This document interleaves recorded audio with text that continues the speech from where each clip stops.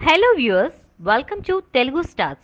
First time Allu Arjun ద్విపాత్రాభినయం. ఇప్పుడు అల్లు అర్జున్ సైతం ద్విపాత్రాభినయం చేయడానికి అంగీకరించారని తెలుస్తుంది. ఇప్పటిదాకా బన్నీ డ్యూయల్ రోల్ లో కనబడలేదు. దాంతో ఖచ్చితంగా ఈ ప్రాజెక్టుకు క్రేజ్ వస్తుందని భావిస్తున్నారు. ఇంతకీ ఏ డైరెక్టర్ సినిమాలో అల్లు అర్జున్ ద్విపాత్రాభినయం చేయబోతున్నారంటే, ద్విపాత్రాభినయం చేయడం ప్రతి హీరోకి ఇష్టమే. అయితే స్టార్ గా ఓ స్థాయికి వచ్చాకే ఆ ప్రయత్నాలు చేస్తూ ఉంటారు. ముఖ్యంగా ద్విపాత్రాభినయం చేయడానికి తగ్గ కథ సెట్ కాకపోతే దాని జోలికి వెళ్లకపోవడమే బెస్ట్ అని స్టార్స్ నమ్ముతూ ఉంటారు. ఎందుకంటే రెండు పాత్రలు ఒకేలా ఉంటే ఇక చేయడానికి ఏముంటుంది. ఇప్పుడు అల్లు అర్జున్ సైతం ద్విపాత్రాభినయం చేయడానికి అంగీకరించారని సమాచారం. ఇప్పటిదాకా బన్నీ డ్యూయల్ రోల్ లో కనపడలేదు. దాంతో ఖచ్చితంగా ప్రాజెక్టుకు క్రేజ్ వస్తుందని భావిస్తున్నారు. ఇంతకీ ఏ డైరెక్టర్ సినిమాలో అల్లు అర్జున్ ద్విపాత్రాభినయం చేయబోతున్నారంటే, అల్లు అర్జున్ 21వ సినిమాను తన పుట్టినరోజు నాడు అనౌన్స్ చేసిన సంగతి తెలిసిందే. ఓ మై ఫ్రెండ్, ఎంసీఏ వంటి సినిమాలు దర్శకత్వం వహించిన వేణు శ్రీరామ్ దర్శకత్వంలో